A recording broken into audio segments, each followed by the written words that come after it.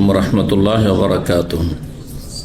إن الحمد لله نحمده ونستعينه ونستغفره ونعوذ بالله من شرور أنفسنا ومن سيئات أعمالنا. من يهده الله فلا مضل له ومن يضلل فلا هادي له. وأشهد أن لا إله إلا الله وحده لا شريك له وأشهد أن محمدا عبده ورسوله صلى الله تعالى عليه وعلى آله وصحبه وسلم تسليما كثيرا. أما بعد، فقد قال الإمام البخاري رحمه الله تعالى: باب الرجاء مع الخوف. وقال سفيان: ما في القرآن آية أشد علي من لستم على شيء حتى تقيموا التوراة والإنجيل وما أنزل إليكم من ربكم.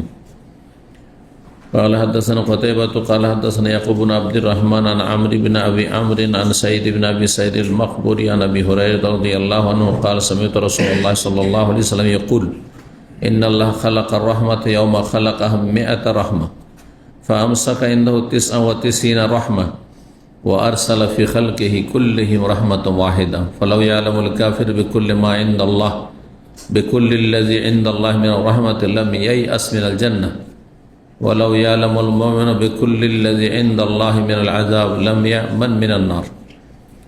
সম্মানিত ভাতৃমণ্ডলী, আল্লাহ রাব্বুল আলামিনের প্রশংসা এবং নবী সাল্লাল্লাহু আলাইহি সাল্লামের উপর সালাত ও সালামের পর আজ বুধবার 5 জিলকাদা 1447 হিজরি মোতাবেক 22 এপ্রিল 2026 আমাদের ধারাবাহিক আলোচনা সহিহুল বুখারীর কিতাবুর রিকাক হৃদয় স্পর্শী পর্ব নম্বর 8। ইমাম বুখারী রাহিমাহুল্লাহ এই পর্বের অধ্যায় নম্বর 19 বলছেন, এতে বাবুর রাজা এ মাল খৌফ। এই অধ্যায় হচ্ছে ভয় ভীতির সাথে আশাবাদী হও, আল্লাহর ভয়ের সাথে আল্লাহর কাছে তার রহমত দয়ার আশাবাদী হওয়া। একজন মুসলিমের জীবনে দুটোই থাকতে হবে। মুসলিমকে আল্লাহ রাব্বুল আলামিন ইবাদতের জন্য জন্মসূত্রে আল্লাহ তৌফিক দিয়েছে, যেন জন্মসূত্রে মুসলিম, আর যারা ইসলাম গ্রহণ করেছে তাদেরকে আল্লাহ এই পথের পথিক করেছেন, আর যারা কাফের হয়ে আছে তাদেরকে আল্লাহ ইবাদতের জন্য সৃষ্টি করেছেন। ওমা খালাকতুল জিন্না ওয়াল ইনসা ইল্লা লিয়াবুদুন। আর ইবাদতের দুটো গুরুত্বপূর্ণ দিক হচ্ছে আল খৌফ ভয় এবং আর রাজা আশা। দুটো হচ্ছে মানুষের ইমানি জীবন ইসলামী জীবনের পাখির দুটো ডানার মতো। পাখির যদি দুটো ডানা না থাকে, দুটোর একটা যদি ভেঙে যায় তাহলে পাখি উড়তে পারবে না। ঠিক তেমনি একজন মানুষের এই দুটো যদি বৈশিষ্ট্য না থাকে পাখির ডানার মতো, তাহলে সেই ব্যক্তির ঈমান থাকবে না। আল্লাহর কাছে আশা রাখতে হবে। আশা ভালো জিনিসের রাখে না, খারাপের আশা মানে ভালো আশা করছি। তো আল্লাহর কিসের আশা করতে হবে? রহমতের আশা করতে হবে। আল্লাহর দুনিয়া আখেরাতে, শুধু আখেরাতে নয়, দুনিয়া এবং আখেরাতে আল্লাহর রহমতের আশা করতে হবে। আমাদের ভুল ত্রুটি হইলেও আল্লাহর রহমতের আশাবাদী, যে আল্লাহ আমাদের ওপর দয়া করবেন, মায়া করবেন, অনুগ্রহ করবেন। এ হচ্ছে আশা, আকাঙ্ক্ষা আল্লাহর কাছে। এটি একটি ডানা। আর একটি হচ্ছে ভয় ভীতি, ভয়ও থাকতে হবে। আল্লাহর আদেশ নিষেধ পালন করবেন, মেনে চলবেন, আল্লাহর আযাবের ভয়ে, আল্লাহর পকড়ার ভয়ে, আল্লাহর হিসাবের ভয়ে। দুটোর একটি যদি থাকে তাহলে আপনি মুসলিম হতে পারবেন না। শুধু আশাই আছে, ভয় নেই। জাহান্নাম বলে ভয় নেই, আল্লাহর পকড়াও বলে ভয় নেই, আল্লাহর ক্রোধ গজব লানত ধরে নেবেন, ধ্বংস করে দিবেন, সর্বনাশ করে দেবেন, কোনো ভয় নেই। না দুনিয়াতে ভয়, না আখেরাত বলে পরকাল বলে ভয়। যদি ভয় না থাকে, শুধু আশা আশা, তাহলে কোনো আমল করবে? আমল করবে? বুঝছেন না? যদি শুধু জান্নাতের আশা করেন, জান্নাত দিবে আল্লাহ, আল্লাহ সব মাফ করে দিবে। হ্যাঁ, যখন জন্মসূত্রে মুসলিম, আমি বাপ মাও মুসলিম, আমিও মুসলিম, ঘরে জন্ম নিয়েছি, জান্নাত পাবো। আশার আশা, ভয় নেই। যদি ঈমান ইসলামের বিধিবিধান পালন না করি, 5 ওয়াক্ত সালাত না পড়ি, তো কি শাস্তি হবে? ভয় নেই। রমজানের সিয়াম রোজা না রাখি তো কি শাস্তি হবে? ভয় নেই। হ্যাঁ, হারামে যদি লিপ্ত হয়ে জিনা, ব্যভিচার, চুরি, ডাকাতি, খুন, বেঈমানি, আত্মসাৎ, মানুষের হক নষ্ট করে, আল্লাহর হক নষ্ট করে কি শাস্তি আছে? পকড়াও আছে, কোনো ভয় নেই। তাহলে মানুষ পাপ মুক্ত হবে? অপরাধ করতেই থাকবে আর আল্লাহর কাছে শুধু জান্নাতের আশা করে থেকে যাবে। আশা অনুযায়ী তার কোনো আমল নেই, কর্মতৎপরতা নেই, সেই ব্যক্তি কোনোদিন মুসলিম হইতে পারবে না। কোনো পাপ থেকে বাঁচবে না, কোনো ফরজ আজব আদায় করবে না। আজকাল অধিকাংশ মুসলিমরা কিন্তু এই টাইপের, বুঝছেন না? মুরজিয়া একটি বাতিল ফিরকা ছিল, তারা বললে যদি কলমা পড়ে নেই ব্যাস যথেষ্ট, এটা মুরজিয়া। তো মুরজিয়ার আশাটাকে শক্তিশালী করেছে, ভয়ভীতি নেই, কারণ আর আমল টামল কিচ্ছু নেই, চলবে, জান্নাত পেয়ে যাবে। এইটা মুরজিয়া ফিরকা। আজকালকার জামানার মুসলিমরা অধিকাংশই, যে 95 জন থেকে 98 জন বেনামাজি, কিন্তু আধা নামাজি, এরা সবাই হচ্ছে মুরজিয়া। নিজে এক জামানাতে ওই দলের নাম মুরজিয়া ছিল, আজকাল লোকদের নাম এগুলো নাম নেই, সেকুলার, ধর্ম নিরপেক্ষ, না হয় দুনিয়াদার, পেট পূজারি, যাই বলেন, ওই মুরজিয়ার নামে নেই, কিন্তু সবগুলি মুরজিয়া। আল্লাহর কাছে আরে মুসলিম তো একদিন তো জান্নাত পাবো বলছে না, এরা হচ্ছে মুরজিয়া। এদের আশা খুব বেশি কিন্তু ভয় নেই। আর একদল আছে চলো বিভিন্ন পাপ করে হেদায়েত হয়েছে, কিন্তু এত শঙ্কিত, এত ভয়ে ভীত যে সে আল্লাহর রহমত থেকে হতাশ হয়ে গেছে। এত অপরাধ করেছি আমি জীবনে, আল্লাহকে মাফ করবেন, আর তারপরে এই কষ্ট সহ্য করতে পারছে না, বরদাস্তি করতে পারছে না, যার ফলে অনেক সময় আল্লাহর রহমত থেকে নিরাশ হয়ে বলছে আর আমল করে লাভ নেই, জাহান্নাম তো যেতেই হবে, কারণ এত বড় বড় অপরাধ করে, মানুষ খুন করেছি, বিচার করেছি, গাঁজা মদ খেয়েছি, আরাম খেয়েছি, কত কি করেছি, মানুষের কত টাকা পয়সা বেমারি চুরি ডাকাতি করেছে, আল্লাহ মাফ করবেন, এত নামাজ ছেড়েছে আল্লাহ মাফ করবেন, শুধু না মাফ করবেন না, এই ধারণা। ভয় ভীতি এত বেশি হয়েছে যে যার ফলে দেখছি যে আমার তো মাফই হবে না, আমি তো ক্ষমাযোগ্য না, সুতরাং আর আমার আমল করে তো লাভ নেই, সেও আমলে জাহান্নামে চলে যাবে না।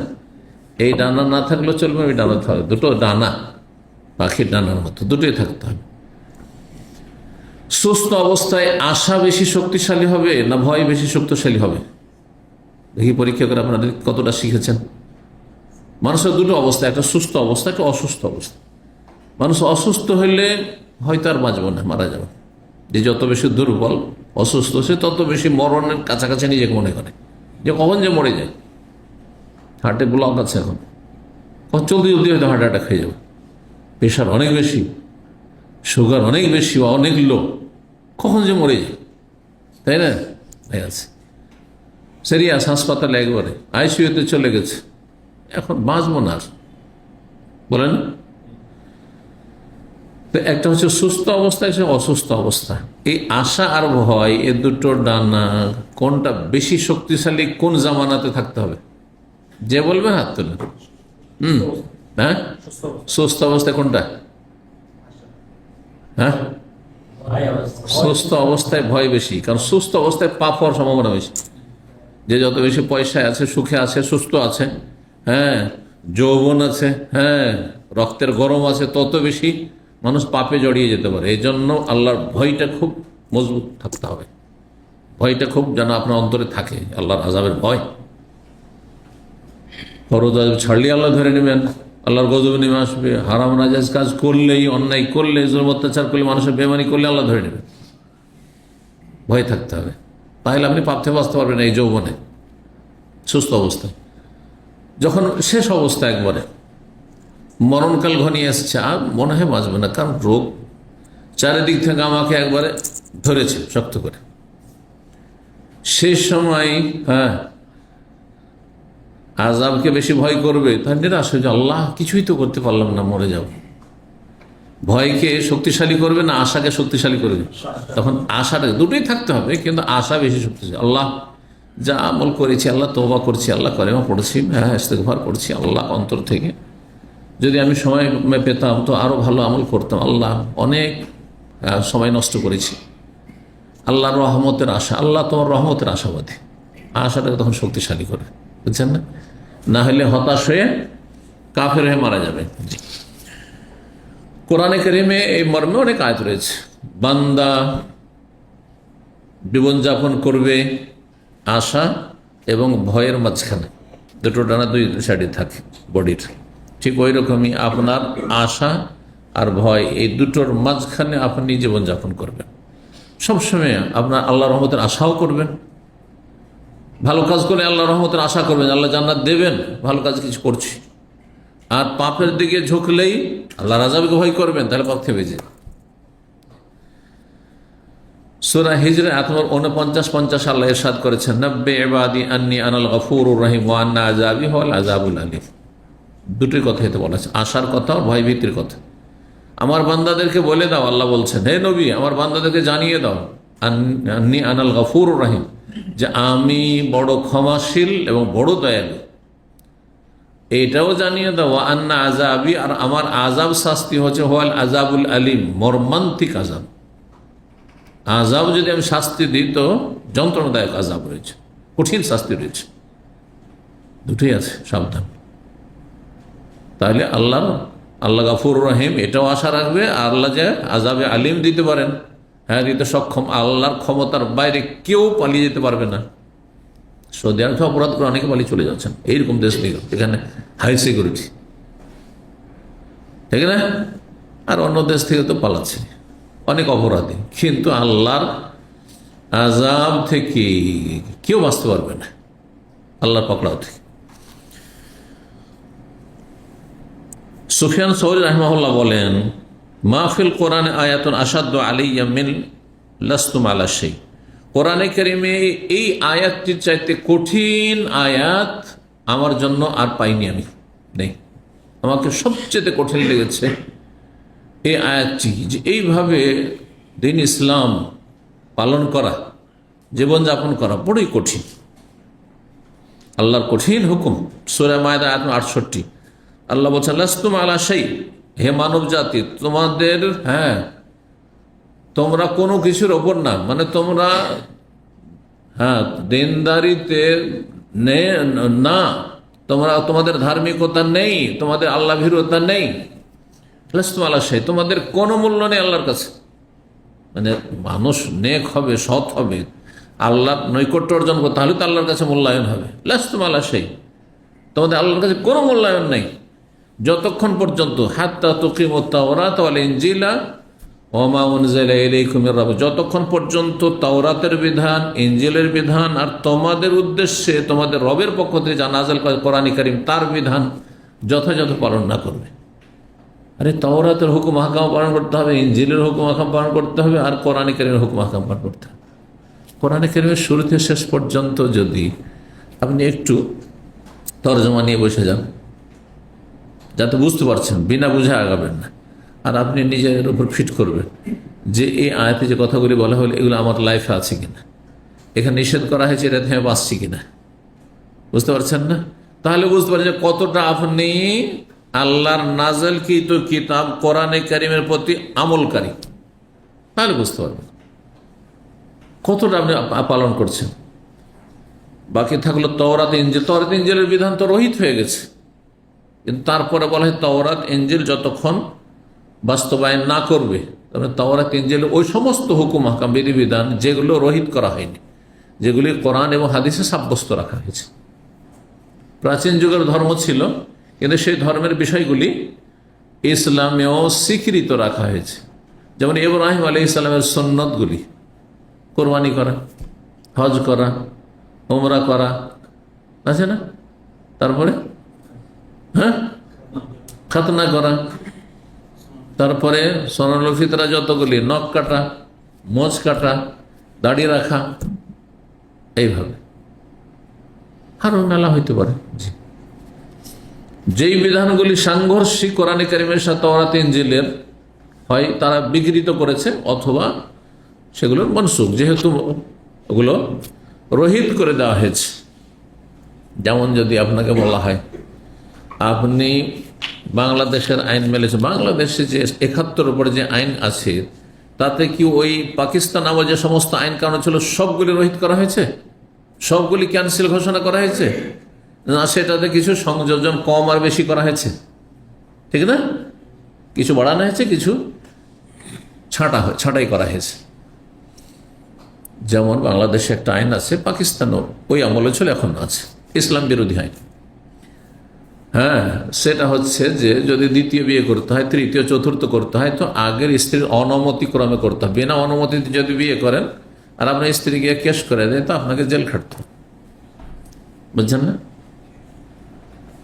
ইসলাম বিরোধী না এটা, স্ত্রীর অনুমতি শর্ত না, আপনার যোগ্যতায় শর্ত, ইমানি যোগ্যতা, শারীরিক যোগ্যতা, আর্থিক যোগ্যতা, শক্তি ক্ষমতা শর্ত, আল্লাহর ভয় আছে কিনা। পাকিস্তান আমলে ছিল, আইয়ুব খাঁ এই ইসলাম বিরোধী আইন প্রণয়ন করেছিল, এখনো চলতে আছে। 18 বছর আগে ছেলে হোক আর মেয়ে হোক বিয়ে করতে পারবে না, বাল্য বিবাহ বলে অপরাধ, যেভাবে বিচার করো কোনো ব্যাপার না, ওরাও ঘটছে। কিন্তু বাল্য বিবাহ দিলে চরম অপরাধ, বিয়ের মজলিস শেষে উঠিয়ে নিয়ে চলে যাচ্ছে। ইসলাম বিরোধী না? ইসলাম বিরোধী আইন এগুলো, বুঝতে পারছেন না? তো এই আইনগুলি হ্যাঁ অনেক দেশে আছে, মুসলিম দেশ আগে থেকে হয়তো ছিল। জি, এটা নয় যে 71 উপরে আইন এসছে, আগের সংবিধানে এরগুলো রাখা ঠিক ওইরকম তাওরাত, ইনজিলে মেলা হুকুম হাকাম রয়েছে যেগুলি কোরআনে কারিমে যেগুলো সাব্যস্ত রাখা হয়েছে। এটা হচ্ছে উদ্দেশ্য আয়াতের। কিন্তু এর মানে এই নয় যে আপনি তাওরাত পড়তে লাগবেন, ইনজিল পড়তে লাগবেন, আপনি পদে পদে আমল করবেন আপনি, না, জায়েজ নয়, হারাম। কারণ ওই কিতাবগুলি রহিত করে দেওয়া হয়েছে। যেমন আপনি যদি পাকিস্তান আমলের বা তারা ইংরেজ আমলের ইংরেজদের ল পড়া শুরু করেন, যে আজকে থেকে 47-এর আগে ছিল, আর তারপরে বলেন যে আমি দেশে ইংরেজদের আইন মেনে চলবো আর বাংলাদেশ 71 উপর আইন মেনে চলবো, বলে আপনি রাষ্ট্রদ্রোহী, ঠিক না? ওই কেউ যদি বলে আমি তাওরাত মেনে চলবো, ইনজিল মেনে চলবো, তাহলে সে হচ্ছে আল্লাহ দ্রোহী, ইসলাম দ্রোহী। 6469 নম্বর হাদিস বর্ণনা করছেন আবু হুরায়রা রাদিয়াল্লাহু তাআলা আনহু, তিনি বলেন আমি রাসূলুল্লাহ সাল্লাল্লাহু আলাইহি ওয়াসাল্লাম বলতে শুনেছি, ইন্নাল্লাহ খালাকা রাহমাতা ইয়াওমা খালাকাহা মিআতা রাহমা। আল্লাহ রাব্বুল আলামিন যেই দিন রহমতকে সৃষ্টি করেছেন, দয়া সৃষ্টি করেছেন, মিআতা রাহমা 100টি দয়া, মানে 100 গুণ, 100টি অংশ দয়ার, বা 100 রকমের, বলা যায় 100 রকমের অথবা 100 গুণ কি করেছেন আল্লাহ রাব্বুল আলামিন? দয়া, রহমত সৃষ্টি করেছেন। আল্লাহর রহমত সৃষ্টি করেছেন এখানে বলা হয়েছে। একটি আকীদার কথা গুরুত্বপূর্ণ শিখে রাখেন। অথচ আল্লাহর নাম রহমান, আল্লাহর নাম রহিম, তার মানে রহমত, দয়া করা আল্লাহর সিফাত, গুণ। তো আল্লাহর সিফাতগুলি কি মখলুক সৃষ্টি? না, সৃষ্টি না। আল্লাহ যেমন স্রষ্টা, সৃষ্টিকর্তা, তেমন তার সিফাতগুলিও হচ্ছে যার আদি অন্ত নেই, হ্যাঁ, তার শুরু নেই, শেষ নেই, বুঝতে পারছেন না? কিন্তু যা সৃষ্টি করা হয়েছে একসময় ছিল না, তারপরে সৃষ্টি করা হয়েছে, আর সেটা কোনো সময় নাও থাকতে পারে, ঠিক না? তো এখানে যে রহমতকে সৃষ্টি করেছেন বলা হয়েছে, এই রহমত মানে আল্লাহর গুণ সিফাত যে রহমত সেটা নয়। আল্লাহ যে রহমান, আল্লাহ যে রহিম, আর রহমান রহিম রহমত শব্দ থেকে এসছে, মাজদার থেকে এসছে, সেটাকে উদ্দেশ্য করা হয়নি। সেটা হচ্ছে কাদিম, সেটা হচ্ছে আল্লাহ রাব্বুল আলামিনের সিফাত, সেটা হচ্ছে স্থায়ী। কিন্তু যেই রহমত, যেই দয়া, মায়া তার বান্দাদের মাঝে ভাগ বন্টন করেছেন। আমাদের অন্তরে মায়া নেই? আরে মায়া না থাকলে এত কষ্ট করে ছেলে মেয়ে মানুষ করে, হ্যাঁ, মায়া না থাকলে, মায়া মমতা না থাকলে, একজন বেগানা মহিলা বিয়ে হইলে আবার স্বামীকে ভালোবাসতে লাগে, কত মায়া। হ্যাঁ, যত বয়স বাড়ছে এখন শারীরিক চাহিদাও নেই, দুজনের কারণ নেই, 70-80 বছর বয়স হয়েছে, আরো মায়া বাড়ছে। মাওয়াদ্দাতা ওয়া রাহমা আল্লাহ বলেছেন। স্বামী স্ত্রীর জীবনে দুটো স্তর কথা আল্লাহ বলেছেন। ওয়া জাআলা বাইনাকুম, হে দম্পতিরা, হে স্বামী স্ত্রী, হে যুগল, তোমাদের মাঝে আল্লাহ মাওয়াদ্দা ভালোবাসা আর মায়া দয়া সৃষ্টি করে দিয়েছেন। মানুষের শারীরিক যতদিন চাহিদা থাকে ততদিন প্রেম ভালোবাসা থাকে, ভালোবাসা থাকে। তাকে না দেখলে থাকতে পারেন না, তাকে ছাড়া চলবে না আপনার, স্বামীর স্ত্রীর দিকে টান, স্ত্রীর স্বামীর দিকে টান, এটা যতদিন পর্যন্ত শারীরিক চাহিদা আছে। যখন শারীরিক চাহিদা নেই, 70-75 বছর বয়স হয়ে গেছে, আজকাল তো অনেকেরা তার আগে ফিনিশ হয়ে যাচ্ছে, তখন কিন্তু আর শারীরিক কোনো চাহিদা নেই। তাকে না দেখলে মানে সবসময় মনে করছি গোলপাক কাছে না, কিন্তু মায়া মমতা আরও বেশি বেড়ে গেছে। এক বুড়া বুড়ির ওপর কত মায়া করে, 80-90 বছর বয়স হয়েছে, এক বুড়ার উপর কত মায়া করে, দেখেন না?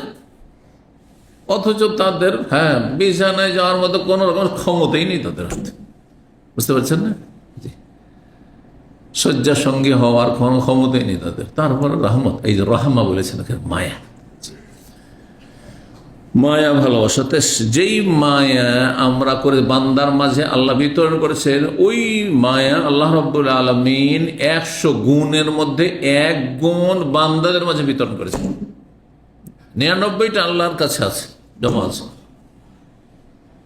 100টা যদি হয় বা 100 ধরনের হয়, ধরন বললাম আর বললাম গুণ বললাম, তাই না? যেটা ধরে, তো এক ধরনের মায়া, যেই মায়াটা আমরা করে থেকে আপোষী, এই যে কারোর সাথে আমার খাতির হয়েছে, ওর একটা মায়া আছে।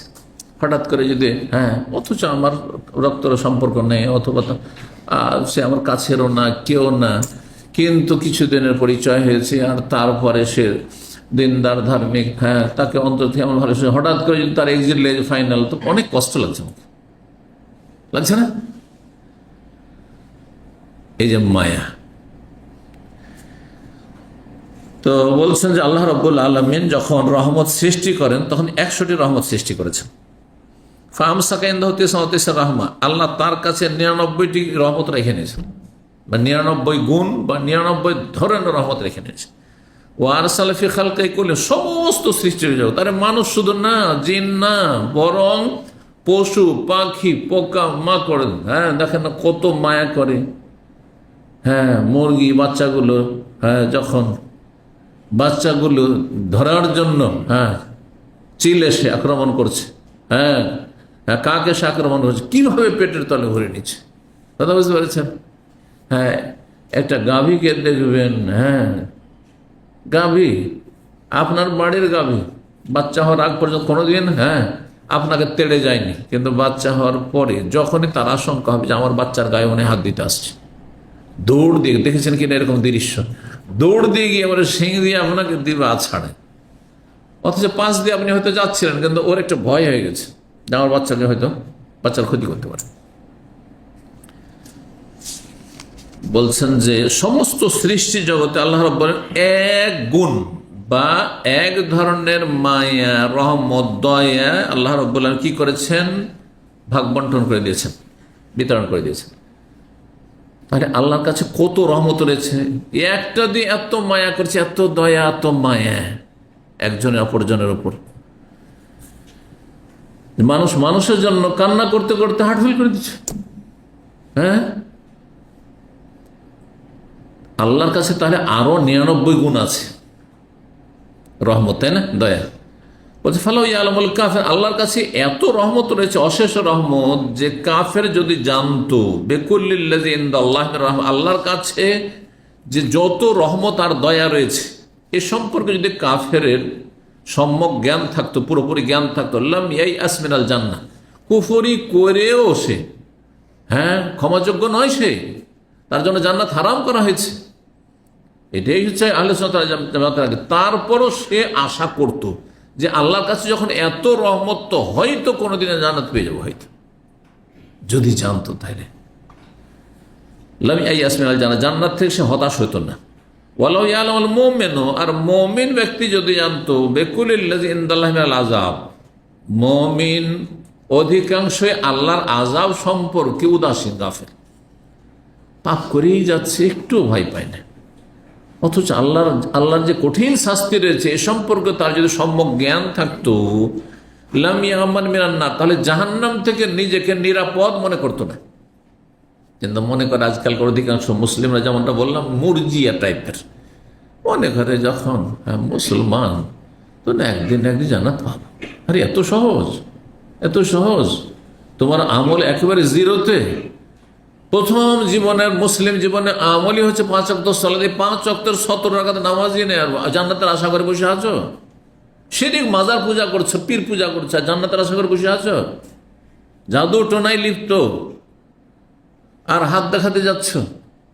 আচ্ছা দেখেন আমার টাকাটা হারিয়ে গেছে, কোথায় গেছে একটু দেখে দেন, তদবির করে দেন তো। আমাদের দেশের মানুষ এইরকমই, ইসলামী সেন্টার আসে মাঝে মাঝে, আমার এত টাকা হারিয়ে গেছে, এই যে গয়না কিনে রেখেছিলাম বিয়ে শাদির জন্য, হারিয়ে গেছে, রুম ঠেকিয়ে নিয়েছে, তো কোনো তদবির আছে কিনা?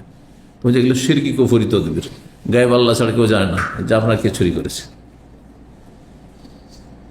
হাত চালায়, বাটি চালায়, আরো কি চালায়, আর তারপরে অনেক সময় নির্দোষীকে দোষী বানিয়ে চোর বানিয়ে দিল, আর গণপিটনি শুরু হয়ে গেল। জানলে কম অপরাধী ধরার এটা তরিকা ইসলামে আছে কোনো সুযোগ? যে হাত চালাচ্ছে, হ্যাঁ, অথবা বাটি চালাচ্ছে, বাটি গিয়ে একজন ভালো মানুষের বাড়িতে পৌঁছে গেছে, না এই চুরি করেছে, ধর এখন, কোনো সুযোগ নেই। এটা জালেমেরা। এই হাদিস দ্বারা কি প্রমাণিত হলো? যে আশাও থাকতে হবে, ভয়ও থাকতে হবে। এই যে কাফেরের আশার কথা বলা হয়েছে, কাফের জানতো আল্লাহর রহমত, এই রহমতের আশা, তাহলে সে রহমত থেকে নিরাশ হইতো না, যে হতে পারে আমার উপর রহমত হইতে পারে, শুধু মুসলিম জান্নাতে যাবে, মুমিন জান্নাতে যাবে, তৌহিদবাদী আমিও হয়তো যাব, আশা করত। আল্লাহর এত রহমত রয়েছে, তাহলে আল্লাহর রহমতের আশাবাদী হইতে হবে, আর আযাবের ভয় হইতে হবে। মুসলিম জীবনে আযাবের ভয় না থাকলে যেই সেই পাপে লিপ্ত হয়ে যাবেন আপনি। যখনই পাপ করবেন আল্লাহর আযাব ভয় করবেন, যে আমি যা ব্লু ফিল্ম দেখছি, কেউ তো দেখে না, তো আল্লাহ তো ধরবেন, আল্লাহ তো হিসাব নেবেন। আমল নামে তোমার রেকর্ড হয়ে গেল, নোট করা হয়ে গেল, তারপর হাসরের মাঠে আমাকে হিসাব দিতে হবে। আমার মাথা থেকে পা পর্যন্ত অঙ্গ প্রত্যঙ্গের হিসাব দিতে হবে, এ সুস্থতার নিয়ামতের হিসাব দিতে হবে, সময়ের হিসাব দিতে হবে, টাকা পয়সা ধন সম্পদের হিসাব দিতে হবে। এক একটি কথা, মানুষ যদি আল্লাহর আযাবকে ভয় করে তাহলে জাহান্নাম থেকে কখনো নিজেকে সুরক্ষিত নিরাপদ মনে করবে না, কারণ মানুষ মাত্র ভুল হয়েছে, আল্লাহ ভুল তো হয়েছে মানে। যদি আল্লাহ মানা মাফ করেন, আজকে 30 বছর আগে ভুল করেছেন আপনি, যদি এই তওবা কবুল না হয়ে থাকে, আর ওইরকম তওবা না হয়ে থাকে, তা আল্লাহ ধরবেন তো জাহান্নামে যেতে হবে ওর জন্য। তবে আল্লাহর কাছে খালেস অন্তর থেকে তওবা করলে আশা করা যায় আল্লাহ, এই যে আশা, রহমতের আশা করা যায় আল্লাহ কি করবেন? ক্ষমা করবেন। জি, 20 নম্বর অধ্যায় বাবুস সাবরি মাহারিমিল্লাহ। এই অধ্যায় হচ্ছে আল্লাহর হারামকৃত বস্তু হতে ধৈর্য ধারণ করা, মানে সংযত থাকা। ধৈর্য ধারণ করা, পাপ থেকে ধৈর্য ধরা মানে পাপ থেকে সংযত থাকা। যতক্ষণ মানুষ শক্ত না করতে পারবে মনকে, ততক্ষণ পাপ মুক্ত থাকতে পারবে না। যারা বিভিন্ন বদ অভ্যাসে লিপ্ত, এর আগে উদাহরণ দিয়েছিলাম, যাদের ধূমপানের অভ্যাস আছে, বিড়ি সিগারেটের, জর্দা তামাক খাওয়া অভ্যাস আছে, যাদের হস্তমৈথুনের অভ্যাস আছে, যাদের ব্লু ফিল্ম পর্নোগ্রাফি দেখা অভ্যাস আছে, যাদের নওজুবিল্লাহ সমকামিতা অথবা জেনা ব্যভিচার করা, এইসব প্রেম করা বদ অভ্যাস, নোংরামি আছে, তারা বারবার তওবা করলে আবার হইতে পারে, বারবার নিজেকে তিরস্কার করবে, তওবা করবে হয়তো, আর তারপর আবার ওই পাপে জড়িয়ে যাবে, বারবার পাপে জড়িয়ে যাচ্ছে। কিসের জন্য? ওই যে সবর আম্মাসিয়াতিল্লাহ, 3 রকমের যে ধৈর্য, তার মধ্যে একটি হচ্ছে গুনাহ থেকে বেঁচে থাকার ক্ষেত্রে সবর করা, মানে সংযত হওয়া, মনকে শক্ত করতে হবে, মনকে শক্ত করতে হবে। আমাদের এক ভাই খুদরিয়াতে থাকতো অনেক আগে, প্রথম যেদিন আসে আমার বক্তব্য শুনতে, বিষয়ভিত্তিক আলোচনা ছিল, আর বিষয়বস্তু ছিল ধূমপান সম্পর্কে। ধূমপান হারামের 10টি দলিল আমি কোরআনের আয়াত আর হাদিস থেকে বর্ণনা করেছিলাম সেদিন। আর সে এত বেশি সিগারেট খেত, বলছে প্রতি রাতে তার 1 প্যাকেট করে সিগারেট লাগতো, নিজে বলেছে আমাকে।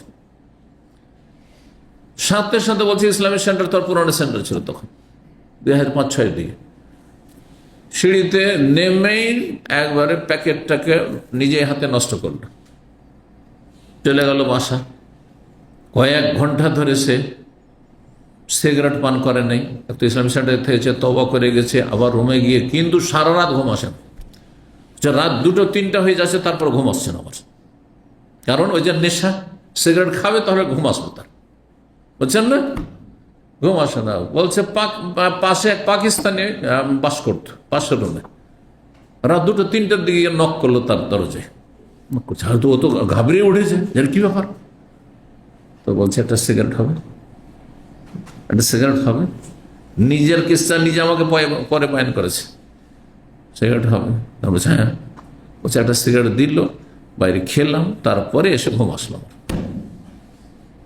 মানুষের বদ অভ্যাস হলে কি হয়, সেই দিন তার তোবা ফেল হয়ে গেল। কিন্তু তারপর আবার শক্ত হইল, আবার শক্ত হওয়ার পরে ভালো শক্ত হয়ে আলহামদুলিল্লাহ সে সিগারেট থেকে তওবা করেছে। আর তারপরে তার কাহিনী আমাকে নিজে বয়ান করেছে, বুঝতে পারছেন না? নাম বললে আমাদের পুরাতন ছাত্র অনেকে চিনবেন, এই জন্য নাম বলবো না, বুঝতে পারছেন? ঠিক। তো আল্লাহর হারামকৃত বস্তু থেকে বেঁচে থাকার ক্ষেত্রে সংযত হওয়া, জি, যতক্ষণ সংযত না হবেন, মনকে শক্ত না করে হারাম থেকে বাঁচতে পারবেন না। যাদের হারাম খেয়ে অভ্যাস আছে, হারাম ব্যবসাতে রাতারাতি বড় লোক হওয়া দেখছে। আর এই কফিলের বেতন দিয়ে এ তো 5 বছর লেগে যাওয়া ঋণ পরিশোধ করতে, আর নিজেকে সামলে রাখতে পারে না, বুঝতে পারছেন? চুরি করা অভ্যাস, হ্যাঁ, ধার নেওয়া বদ অভ্যাস, আর হাত ভারী বদ অভ্যাস, বদ অভ্যাস থেকেই যাচ্ছে। কিসের জন্য? সংযত হইতে পারছেন না, মনকে শক্ত করতে পারছেন না। আল্লাহ বলছেন সবরের ফজিলত সম্পর্কে সূরা জুমারের আয়াত নম্বর 10, অনেক আয়াত রয়েছে ধৈর্যের ফজিলত, ধৈর্যের মহাপুরস্কার আল্লাহ দিবেন বিনা হিসাবে। আর রোজা হচ্ছে ধৈর্য ধারণের নাম, এই জন্য রোজার নেকি সরাসরি আল্লাহ নিজে দেবেন, কোনো ফেরেশতা দিয়ে লিখাবেন না, ঠিক না? রোজা এক ধরনের সবর করা, কিন্তু জীবনে যে কোনো ক্ষেত্রে আপনি সবর করবেন, সবরের নেকি একমাত্র আল্লাহ দিবেন। ইন্নামা ইউয়াফফাস সাবিরুনা আজরাহুম বিগাইরি হিসাব, নিশ্চয়ই নিঃসন্দেহে ধৈর্যশীলদেরকে তাদের প্রতিদান দেওয়া হবে বেহিসাব। ফেরেশতারা যদি লিখতেন তো বেহিসাব হইতো না, বিনা হিসাব হইতো না। 1কে 10 করা হইতো, 10কে হয়তো 100 করা হইতো, ঠিক না? আর দান সাদকার ক্ষেত্রে 700 বা তারও বেশি কথা রয়েছে। তো যাই হোক, ইখলাস অনুযায়ী। কিন্তু সবরের নাকি যেহেতু স্বয়ং আল্লাহ দেবেন, হ্যাঁ, যে গুনাহ থেকে আপনি বেঁচেছেন, কিসের জন্য? গুনাহ থেকে বাঁচা দুই রকম, একটা হচ্ছে দুনিয়ার স্বার্থে, একটা হচ্ছে আল্লাহর স্বার্থে। নেকিটা কখন পাবেন আপনি? আল্লাহর ভয়ে, আল্লাহকে খুশি করার জন্য, এবং আল্লাহ যাতে নারাজ না হয়েছে, এরকম হারাম জীবন যাপন করলে তো আল্লাহ অসন্তুষ্ট, আমাকে জাহান্নামে দেবেন। আল্লাহর ভয়, আল্লাহর আযাবের ভয়, আল্লাহর পকড়ার ভয়, তাহলে এর নাম হচ্ছে সবর।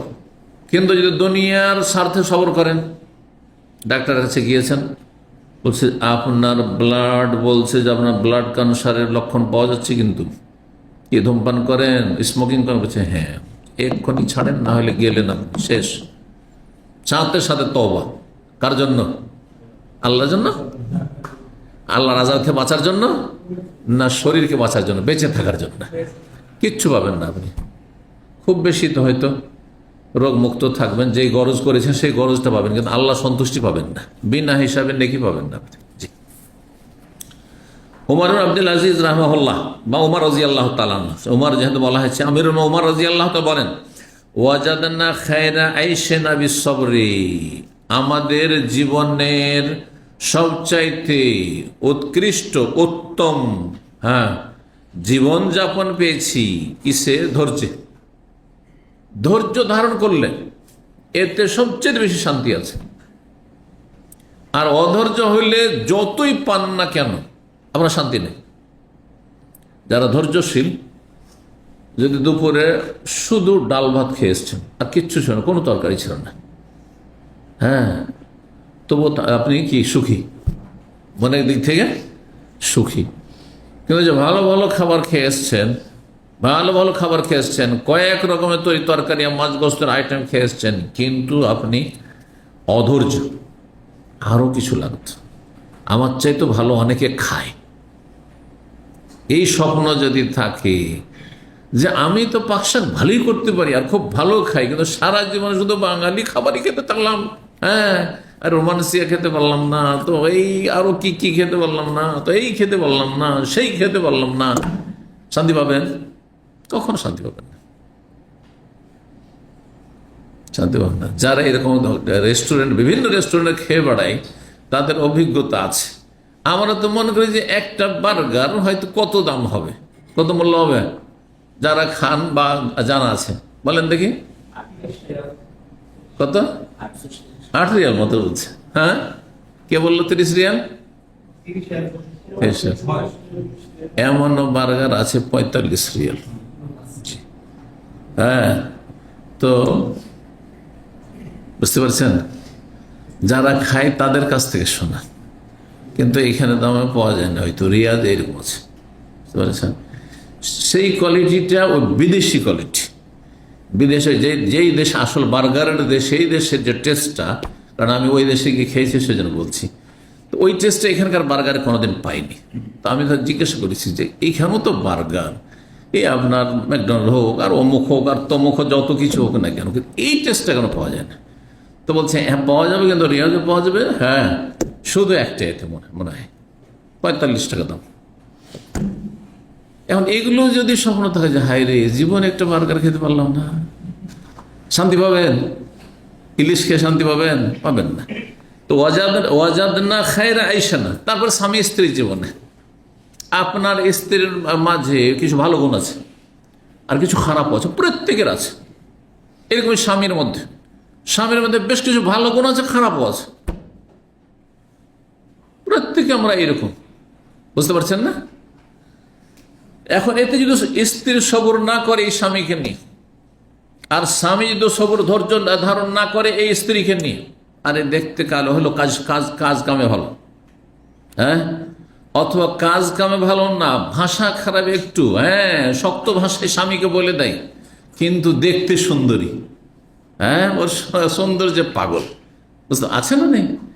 তো এইরকম যদি আপনি যা কিছু পেয়েছেন তাতে আপনি সবর না করেন, তো আপনার জীবনটা অশান্তিতে পরিণত হবে, শান্তি পাবেন না আপনি, কেউ সংসারে শান্তি পাবে না। তাই বলছেন ওমর ওয়াজাদনা খায়রা আইসান, আমাদের জীবনের সবচেয়ে উৎকৃষ্ট বস্তু যা পেয়েছি, কিসে পেয়েছি? বিশ্বরে, ধৈর্য, যা আল্লাহ দিয়েছেন ওতে ধৈর্য ধারণ করে, এতে শান্তি আছে। 6470 নম্বর হাদিস বর্ণনা করেছেন আবু সাঈদ খুদরি রাদিয়াল্লাহু তাআলা, তিনি আন্না নাস মিনাল আনসার সাআলু রাসূলুল্লাহ সাল্লাল্লাহু আলাইহি ওয়াসাল্লাম, আনসারী বংশের কয়েকজন মানুষ রাসূলুল্লাহ সাল্লাল্লাহু আলাইহি ওয়াসাল্লামের কাছে কিছু চাইল। সাআলা মানে এখানে জিজ্ঞাসা নয়, সাআলার দুটো অর্থ হয়, একটা জিজ্ঞাসা করা মাসলা মাসাইল, আর একটা হচ্ছে কিছু চাওয়া, সাহায্য সহযোগিতা, বাইতুল মাল থেকে ধন সম্পদ, কিছু দান অনুদান চাওয়া। সরকারের কাছে চাইলে কি চাইবে? দান অনুদান চাইবে। তা নবী সাল্লাল্লাহু আলাইহি ওয়াসাল্লামের কাছে বাইতুল মাল রয়েছে, সাদকা, যাকাত রয়েছে, গনিমত রয়েছে, বিভিন্ন ধন সম্পদ রয়েছে। তো আনসারি কিছু লোক রাসূলের কাছে কিছু চাইলো, তারা ফালাম ইয়াসআলহু আহাদু মিনহু ইল্লা আতাহু, তাদের যে কেউ চাইলো সবাইকে দিলেন নবী সাল্লাল্লাহু আলাইহি ওয়াসাল্লাম, কাউকে খালি হাতে ফেরাতেন না নবী সাল্লাল্লাহু আলাইহি ওয়াসাল্লাম, আছে সবাইকে দিতেন। হাত্তা নাফেদা, দিতে দিতে সব শেষ হয়ে গেল, যা ছিল নবী সাল্লাল্লাহু আলাইহি ওয়াসাল্লামের কাছে সব শেষ। ফাকাল লাহু হিনা নাফেদা কুল্লু শাই, তাদেরকে বললেন রাসূলুল্লাহ সাল্লাল্লাহু আলাইহি ওয়াসাল্লাম যখন সব কিছু শেষ হয়ে গেল তাদেরকে দিতে দিতে, আনফাকা বিয়াদাইহি, যা নিজ হস্তে নবী সাল্লাল্লাহু আলাইহি ওয়াসাল্লাম তাদেরকে দিয়ে দিলেন, নিজে হাতে দিলেন। ফাকাল লাহু হিনা নাফেদা কুল্লু শাই, সবকিছু যখন শেষ হয়ে গেল নিজের হাতে দিয়ে, তখন বললেন যে দেখো, মা ইয়াকুনু ইনদি মিন খাইরিন লা আদাখিরহু আনকুম, মায়া কোন আইন মিন খায়ের, আমার কাছে যে কোনো ধন সম্পদ, খায়ের মানে এখানে ধন সম্পদ, যে কোনো সম্পদ থাক না কেন, লা আদাখিরুহু আনকুম, তোমাদের থেকে আমি তোমাদেরকে না দিয়ে সেটাকে জমা করে রাখবো না, সঞ্চিত করে রাখবো না, থাকলে আমি অবশ্যই দেবো তোমাদেরকে। ওয়াইন্নাহু, তবে শোনো, চাইতেই থাকবে অথচ চলছে, হ্যাঁ, কাজ চলে যাচ্ছে, এমনটা করবেন না, এটা খারাপ অভ্যাস, তো এই জন্য শুনে রাখো, আমি কিন্তু দেবো, তোমরা যদি চাও তো আমি দিতে থাকবো, যতক্ষণ আমার কাছে দিতেই থাকবো, কিন্তু শোনো, মাইয়াস্তাইফা ইউইফাহুল্লাহ, যেই ব্যক্তি চাওয়া থেকে বিরত থাকবে বা সংযত থাকবে, চাইবে না।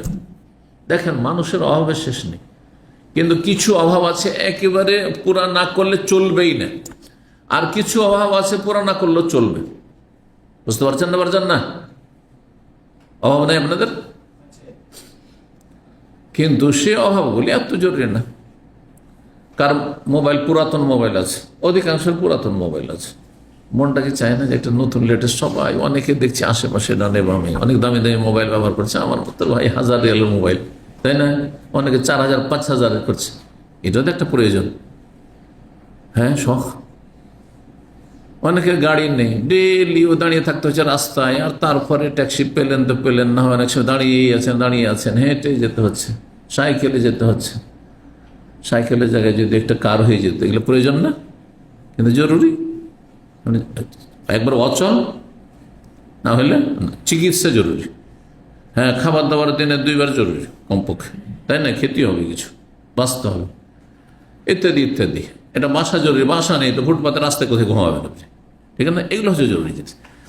কিন্তু মানুষের এমনি প্রয়োজন, জরুরি অতিরিক্ত প্রয়োজনের শেষ নেই, অনেক প্রয়োজন আছে মানুষের। তো যেই ব্যক্তি দেখছে যে অন্যের কাছে চাইলে পেয়ে যাবো, আমি আমাকে দেবে, কিন্তু তারপর আমি চাইব না, নিজের ব্যক্তিত্ব মানমর্যাদাকে ঠিক রাখতে চাই। মাইয়াস্তাইফা, যে চাওয়া থেকে সংযত থাকবে, ইউইফাহুল্লাহ, আল্লাহ তাকে কি করবেন? এই মানুষের কাছে চাওয়া থেকে বিরত রাখবে, চাওয়া থেকে আল্লাহ বাঁচিয়ে রাখবেন। মানুষের কাছে চাওয়া মানে ছোট হওয়া, চাওয়া মানে ছোট হওয়া। সেটা আপনি দান সাদকায় চান, আর আপনি ফিরি মাঝে মধ্যে চলেন একটু চা খান। আমি অনেক ভাইদেরকে এরকম দেখেছি বা শুনেছি, এখানে ইসলামিক সেন্টার আসে, চলেন একটু নাস্তা করে আসে, আর ডাকলেন তো আপনি খাওয়ান। কিন্তু আপনি যেহেতু একটু মুরব্বী টাইপের, আমি ভাবছি যে ওকে ডাকলাম, ও তো আমার জন্য, চলো ও, আর ওর পয়সা আছে, ও খাওয়াবে, আমি ডাকলাম কেন? আপনাকেও ডাকবে, যে খাওয়াবে সে ডাকবে। ডাকলেন আপনি আর খাওয়া বিল দেব, আশ্চর্য কথা। এটা কেমন চরিত্র হইল? এতে মান সম্মান থাকে? নিয়ে গিয়ে এই যে সামনে ভালো হোটেল আছে দামি, অন্তত নাস্তা করলে মনে হয় 15-20 রিয়াল লাগবে, যাই না, আমি ঢুকি নিয়ে পছন্দ করি না, তো নিয়ে বসে গেল, দিল আপনার 30-40-50 রিয়াল ধসিয়ে দিল। আরে ভাই, এই তো মান সম্মান থাকে না মানুষের? যাদের কাছে ধার চাননি তাদের কাছে আপনার সম্মান ভালো আছে, আর যার কাছে ধার চেয়ে নিয়েছেন তার কাছে ছোট হয়ে গেছে। ভালো করে শুনে রাখেন, যার কাছে ধার চেয়ে নিয়েছেন তার কাছে অবশ্যই ছোট হয়েছে, সে আপনাকে ছোট মনে করুক আর নাই করুক। যে চাওয়া থেকে, সে ধার চাওয়া হোক আর সাহায্য চাওয়া থেকে বিরত থাকবে, সংযত থাকবে, আল্লাহ তাকে বাঁচিয়ে রাখবেন। তাতে যা আল্লাহ দিয়েছেন তাতে চলার ব্যবস্থা করে দেবেন। অমাইয়াতা সাব্বার, আর যে ধৈর্য ধারণ করবে, ইউসাব্বিরহুল্লাহ, আল্লাহ তাকে ধৈর্য ধারণের তৌফিক দেবেন, ধৈর্য ধরার তৌফিক দেবেন। অমাইয়াস্তাগনি, আর যে অমুখাপেক্ষী হবে, ইউগনিহুল্লাহ, তাকে আল্লাহ সচ্ছল করে দেবেন, অমুখাপেক্ষী করে দেবেন। আমি কারো ধার জীবনও ধার নেব না। আমি ইসলামিক সেন্টারে 20 বছর পার হওয়ার পরে, এখন তো 27-28 পড়তে যাচ্ছি, তো প্রায় 20 বছর অতিক্রম করার পরে দেখছি যে আমাদের বিভিন্ন স্টাফদেরকে সুলফা দিচ্ছে, সুলভ বুঝেন তো, মানে কর্জা হাসানা দিচ্ছে, মাসের মাস 500 রিয়াল করে কাটবে। দেখছি কে 5000, কে 7000, কে 8000 করে সব কর্জা নিচ্ছে। তো আমাকে বললো যে আপনি নেবেন? কেউ এসব বললো আমাদের সাথী সঙ্গীরা, চিন্তা করুন, সবাই নিচ্ছে 5000, 7000, 8000। ওখানে আবার একটা হিল্লাও আছে, ও হিল্লার কথা নাই বললাম না, কিছু লোকের দুনিয়াদারির স্বার্থ আছে, হিল্লা আছে, তো ওইটা না জানেই বল। তো আমি চিন্তা করলাম যে 20 বছর রেকর্ডে জীবনে আমি কোনোদিন চাইনি, আর আমার নাম লেখা থাকবে যে এই শেখ মতিউর রহমান 5000 অথবা 10,000 নিয়েছে, এটা রেকর্ড থাকবে, নেব না। আল্লাহ, তখন আমার ছেলেরা আয় উপার্জন করতে লাগেনি, এখন তো আলহামদুলিল্লাহ কোনো উপার্জন নেই, আমাকেই পুরো খরচ তাদের চালাতে হতো, ট্যাক্স পর্যন্ত দিতে হইতো। জি, বড় একটা অ্যামাউন্টের, কিন্তু আল্লাহ চেষ্টা করেছে, আলহামদুলিল্লাহ। আল্লাহ বিনা লোভ লালসায়, বিনা চাওয়াতে আল্লাহ ব্যবস্থা করে দিয়েছে। মুসাব্বিবুল আসবাব রব্বুল আলামিন, আমি নিই। এই জন্য আমার রেকর্ডে জীবনে মানে 1 টাকা আমি আমার ইসলামিক সেন্টার থেকে নিয়েছি, একটা টাকা নিয়েছে, অথচ এগুলো অনেক দিন পর্যন্ত চলেছে, এমনকি মাঝে মধ্যে চলে, এবারও চল। এবার কিছু লোকদের কথা জানলাম যে তারা নিল, তা আমি না, আমার রেকর্ড খারাপ করিনি, করবো না, মানুষের কাছে ছোট হইনি, হব না, রবের কাছে ছোট হবো, যথেষ্ট, রব আমার ব্যবস্থা করবেন। এই ইয়াকিন, এ তাওয়াক্কুল আমাদের পয়দা করতে হবে, তৈরি করতে হবে। দেখবে যে আল্লাহ অবশ্যই চালাবে, আমার অবস্থা বুঝে ব্যবস্থা করবো, আমাকে এর চেয়ে বেশি সচ্ছলে চলতে হবে জরুরি না, যা আছে তা দিয়ে চলবো। যেই ব্যক্তি অমুখাপেক্ষী হবে, বুঝছেন তো, অমুখাপেক্ষী মানে আমি ভাই আপনার ধার ধারি না, তার মানে এটা অহংকার নয়, কেন আপনার কাছে ধার চাইবো আমি, আপনার কাছে অনেক টাকা আছে সেজন্য, অথবা আপনার সাথে কেন ঘোরাঘুরি করবো। এক ভাই আমাকে এসে বলছে, যোগ্য, তার কাছে যথেষ্ট এলেম আছে, একজন বিজনেসম্যান এসেছে, বড় দোকানপাট আছে আশেপাশে, একদিন এখানে ভিজিটে এসছে, সকালবেলা তো বলছে যে শেখ এই লোকটির সাথে একটু পরিচয় রাখেন, আসলে ওর সাথে কথা বলিয়েন, কারণ অনেক পয়সাওয়ালা, সে হচ্ছে অনেক পয়সাওয়ালা। তাতে কি হলো? বললাম, আমি বললাম তাতে কি হলো, পয়সাওয়ালা সেই জন্য আমাকে তার সাথে খাতির রাখতে হবে? এটা তো আমার জীবনের ইতিহাস, আমি এই কাজ করি না। পয়সাওয়ালার সাথে খাতির করতে হবে, অন্তত আমাকে পাবে না সেখানে। হ্যাঁ, পয়সাওয়ালা যদি আমার সাথে দিনের খাতির রাখে যে আমি আল্লাহ রাস্তায় দান করবো এখানে, আর আমি দাওয়াতি কাজে অংশ নিতে চাই, তাহলে জাযাকাল্লাহ খাইর, তাহলে ঠিক আছে। কিন্তু আপনি যাচ্ছেন আর আপনার পেছনে পেছনে আমি খাতির রাখবো আপনার সাথে, আপনার পয়সা আছে সেই জন্য, এটা আমি আলহামদুলিল্লাহ করি না। হ্যাঁ, এই হাদিস অমাইয়াস্তাগনি ইউগনিহুল্লাহ, যে অমুখাপেক্ষী, কারো দিকে তাকিয়ে থাকে না, কারো কাছে আশাবাদী নয়, আল্লাহ ওকে অবশ্যই সচ্ছল করে, অভাবমুক্ত করে দেবেন।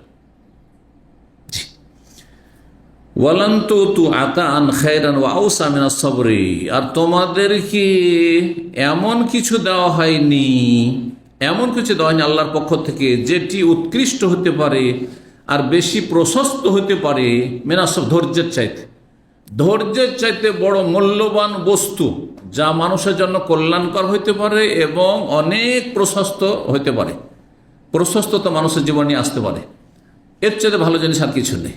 ধৈর্যশীল হোক, সংযত হোক, আমি এতেই ধৈর্য ধারণ করব।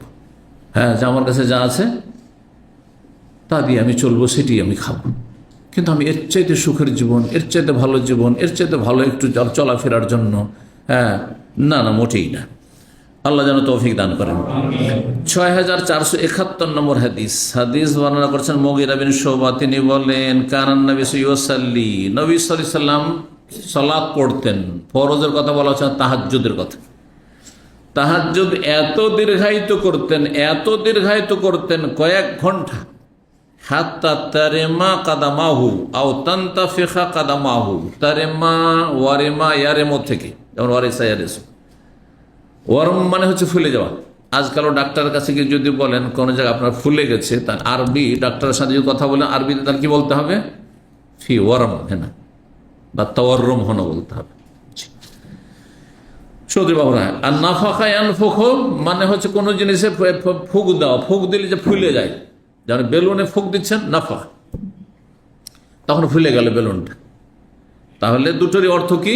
ফুলে যাওয়া। নবী সাল্লাল্লাহু আলাইহি সাল্লাম দীর্ঘ সময় ধরে দাঁড়িয়ে লম্বা তেলাওয়াত করে তাহাজ্জুদ পড়ার কারণে তার দুই পা কি হতো? ফুলে যেত। এই হাদিস হয়েছে ফুলে যাওয়ার কথা। অন্য হাদিস হাত্তা তাফাত্তারাত কাদামাহু, পাগুলি ফেটে যেত। অনেক সময় ধরে দাঁড়িয়ে থাকলে পা ফেটে যায়, পায়ের সাইডগুলো ফেটে যায়। যারা দেখেন মেহনত পরিশ্রমের কাজ করে, কঠোর পরিশ্রমের কাজ করে রোদ বাতাসে, তাদের পা বেশি ফাটা থাকে। কিন্তু যারা বড় লেগি করে, হ্যাঁ, ঠান্ডাতে বসে আছে, অফিসে বসে আছে, আর শরীর নরম প্রাকৃতিক। আবার মানুষের শরীর দুই রকম আছে, কারো শরীর খুব সফট নরম, অনেক সাধারণত ফাটবে না, এটি আল্লাহর নিয়ামত। আর কারো আছে যে ও যতই ঠান্ডায় রাখেন না কেন, ও শরীর ফাটবে, সেটা ভিন্ন বিষয়। কিন্তু এমনিতেই মানুষের কঠোর পরিশ্রমের কারণে ফেটে যেতে পারে। আর দীর্ঘ সময় দাঁড়িয়ে থাকলে পা কি হয়? ফুলে যায়। দাঁড়িয়ে কেউ ঝুলে সফর করেছেন বাসে, এক সময় এত ভিড় হইতো, তো বুঝতে পারবেন যে পা কেমন ফুলে যায়। ফ্লাইটে যদি লং টাইম সফর করেন আর বসে আছেন, হ্যাঁ, হাঁটা চলা বেশি করলেন না, হয়তো দেখুন পা ফুলে গেছে। নবী সাল্লাল্লাহু আলাইহি ওয়াসাল্লাম পা ফুলে যেত দীর্ঘ সময় তাহাজ্জুদ পড়ার কারণে। তাহাজ্জুদ পড়তেন নবী সাল্লাল্লাহু আলাইহি ওয়াসাল্লাম 3 কোয়ালিটির, সূরা মুজাম্মিলে রয়েছে। নিসফাহু আও ইনকুস মিনহু কালিলা আও জিদ আলাইহি, অর্ধেক রাত, না হয় তার চাইতে একটু কম, না হলে অর্ধেকের চাইতে বেশি, মানে 1/3, 3 ভাগের 1 ভাগ, না হয় অর্ধেক, না হয় 3 ভাগের 2 ভাগ, রাতকে ভাগ করে। বুঝতে পারছেন না? মাগরিব থেকে সূর্য ডোবা থেকে শুরু করে ফজর আজান পর্যন্ত। ফজর আজান আজকাল মোটামুটি কয়টা হচ্ছে? হ্যাঁ হ্যাঁ হ্যাঁ, তো এই ফজর আজান পর্যন্ত নিয়ে মাগরিব থেকে শুরু করে দিয়ে এই সময়টাকে আপনি ভাগ করেন, অর্ধাঅর্ধি করেন, এটা মাঝামাঝি হইতো। আর সবচাইতে কম হয়তো 3 ভাগের 1 ভাগ, হ্যাঁ, যেটা মোটামুটি 3 ঘন্টার বেশি হয়ে যাবে, 3-3.5 ঘন্টা হয়ে যাবে। আর অর্ধেক করলে হ্যাঁ আপনার 4.5 ঘন্টা 5 ঘন্টা হয়তো হয়ে যাবে। আর যদি আপনি 2/3 অংশ করেন তো আরও বেশি, 6 ঘন্টা হয়তো, বা তারও বেশি হয়ে যাবে। তো এইরকম। তো নবী সাল্লাল্লাহু আলাইহি ওয়াসাল্লামের তাহাজ্জুদ পড়ার কারণে পা ফুলে যেত। ফায়ুকালু লাহু, তখন তাকে বলা হইতো পরিবারের পক্ষ থেকে। অন্য হাদিসে মা আয়েশা রাদিয়াল্লাহু আনহা বললেন, ইয়া রাসূলুল্লাহ, আপনি এত কেন কষ্ট করছেন? আপনার আল্লাহ তো কোনো হিসাবই রাখেননি। হ্যাঁ, আগের পরে সব কিছু আপনার অগ্রিম ঘোষণা করা হয়েছে, ক্ষমার ঘোষণা। তো আপনি কেন এত কষ্ট করে আবার সুন্নত নফল, ফরজ নয়, সুন্নত নফল তাহাজ্জুদে এত কষ্ট কেন করছেন? তখন কি বলেছিলেন? নবী সাল্লাল্লাহু বলতেন, আফালা আকুন আবদান শাকুর, আমি কি আল্লাহ শুকুর গুজার বান্দা হব না, কৃতজ্ঞ বান্দা হব না? কারণ যাকে যত নিয়ামত আল্লাহ দিয়েছেন, সম্মান দিয়েছেন, তত বেশি তাকে কি করতে হবে? তার শুকরিয়া আদায় করতে হবে। আল্লাহ আমাকে সুস্থ রেখেছেন, আর একজন অসুস্থ, তো অসুস্থ সবর করবে বালা মুসিবতে, কিন্তু আমি কি করব? শুকরিয়া, বেশি সুস্থ আরো বেশি শুকরিয়া, পয়সাও দিয়েছেন আরো বেশি শুকরিয়া। কথা বলছেন? দিনদারি, ধার্মিক, দিনের এলেমও দিয়েছেন, আল্লাহ জ্ঞান দিয়েছেন, আরো বেশি শুকরিয়া। যার যত মর্যাদা, হ্যাঁ, সম্মান, তত বেশি তার শুকরিয়া আদায় করা উচিত। এই জন্য বলছেন যে আমি কি শুকরিয়া আদায় করবো না? আল্লাহ রাব্বুল আলামিন আমার জন্য তাহাজ্জুদ ফরজ করেননি, কিন্তু আমাকে সবচেয়ে উঁচা মর্যাদা দিয়েছেন, সুতরাং সবচেয়ে বেশি আমি শুকরগুজার বান্দা হতে চাই। 21 নম্বর হতে বলছেন, বাবুনি আল্লাহ হাসবু, যে ব্যক্তি আল্লাহর আস্থা ভরসা রাখবে তার জন্য আল্লাহ যথেষ্ট হবে। আল্লাহর ভরসা না, আল্লাহ যথেষ্ট হবে। কালা রবি ইবনে হুসাইন, ইমাম রবি বিন হোসেন বলেন এই আয়াতের তাফসিরে, মিন কুল্লি মা দাকা আলান নাস, আল্লাহর ওপর কেউ যদি আস্থা ভরসা সত্যিকারের অর্থে রাখে, নিজের কাজকর্ম করে, কিন্তু কর্মহীনতা নাই, মেহনত করেন, পরিশ্রম করেন, রুজির মালিককে আল্লাহ, জীবনে যেন হাহাকার অবস্থা না থাকে, নিরাশ না হয়ে যায়, কিন্তু কাজ করতে হবে, কর্মঠ হইতে হবে। আল্লাহ যে ভরসা রাখবে, আল্লাহ তার জন্য যথেষ্ট। সার্বিক ক্ষেত্রে মিন করলে মাদা কালান্নাস, মানব জাতির, মানুষের যেখানে জীবনে সংকীর্ণতা নেমে আসে, সংকট নেমে আসছে, আর্থিক সংকট, শারীরিক সংকট, পারিবারিক সংকট, কোনো বালা মুসিবত, সেই ক্ষেত্রে আল্লাহ যথেষ্ট হবেন। আল্লাহ আস্থা ভরসা করলে আল্লাহ কি হবেন? যথেষ্ট হবেন। জি, 6472 নম্বর হাদিস বর্ণনা করছেন হুসাইন বিন আব্দুর রহমান। তিনি কোন তো কায়দা নাই, বসেছিলাম সাইদ বিন জুবাইর রাদিয়াল্লাহু তাআলা আনহু সাহাবীর পাশে। ফাকাল, তিনি বর্ণনা করলেন আব্দুল্লাহ বিন আব্বাস রাদিয়াল্লাহু তাআলা আনহু থেকে হাদিসটি, এক সাহাবী আর এক সাহাবী থেকে, আর বলছেন না তাবেই ছিলেন, সাইদ বিন জুবাইর প্রখ্যাত তাবেই ছিলেন। তিনি ইবনে আব্বাস রাদিয়াল্লাহু তাআলা আনহু থেকে বর্ণনা করে বললেন, আন্না রাসূলুল্লাহ সাল্লাল্লাহু আলাইহি ওয়াসাল্লাম, রাসূল বলেন, ইয়াদখুলুল জান্নাত মিন উম্মতি ৭০,০০০ বিগাইরি হিসাব, আমার উম্মতের ৭০,০০০ মানুষ বিনা হিসাবে জান্নাতে যাবে। নবী সাল্লাল্লাহু আলাইহি ওয়াসাল্লাম উম্মতের কতজন? ৭০,০০০ মানুষ বিনা হিসাবে জান্নাতে যাবে। তারা কারা? এই হাদিস সংক্ষেপে রয়েছে, হুমুল্লাযিনা লা ইয়াস্তারকুন, যারা ঝাড় ফুঁক চেয়ে নেয় না। কাউকে গিয়ে বলবেন না যে আমার একটু সমস্যা আছে, একটু ফুঁক দিয়ে দেন তো, হ্যাঁ একটু ঝাড় ফুঁক করে দেন, একটু দম করে দেন, একটু রুকিয়া করে দেন, কারোর কাছে চাইবেন না। নিজে করতে পারেন, নিজে করেন, মানে পরের দ্বারস্থ হবেন না, পরের মুখাপেক্ষী হবেন না আপনি। এই যে পরের কাছে ছোট হওয়া না। এই জন্য একটা জিনিস মনে রাখেন, আমাদের দিনী ভাইদের, দুনিয়াদার তো আছে, কিন্তু দিনী ভাইয়েরা অধিকাংশ দেখি একটু কিছু হইলে আপনাদের কাছে দোয়া চায়, দিল ফেসবুকে সারা দুনিয়ার কাছেও দোয়া চায়। কয়জন দোয়া করবে আপনার জন্য? কি বা দরকার, আপনি নিজে দোয়া করতে পারেন না?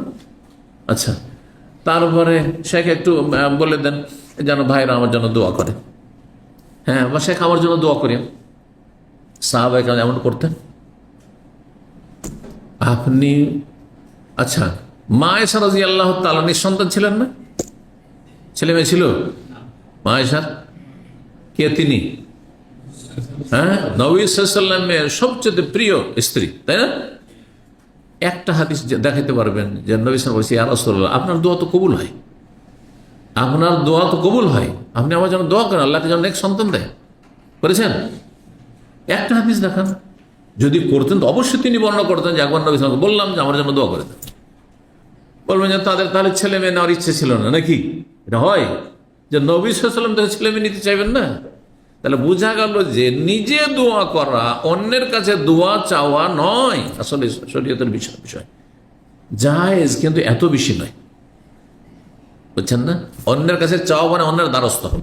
যেমন কারো কাছে ধার চাওয়া, কারো কাছে সাহায্য চাওয়া, ভাই আমার একটু ব্যাগটা একটু নিয়ে আসেন তো, ভারী লাগছে, একটু উঠে নিয়ে আসেন তো।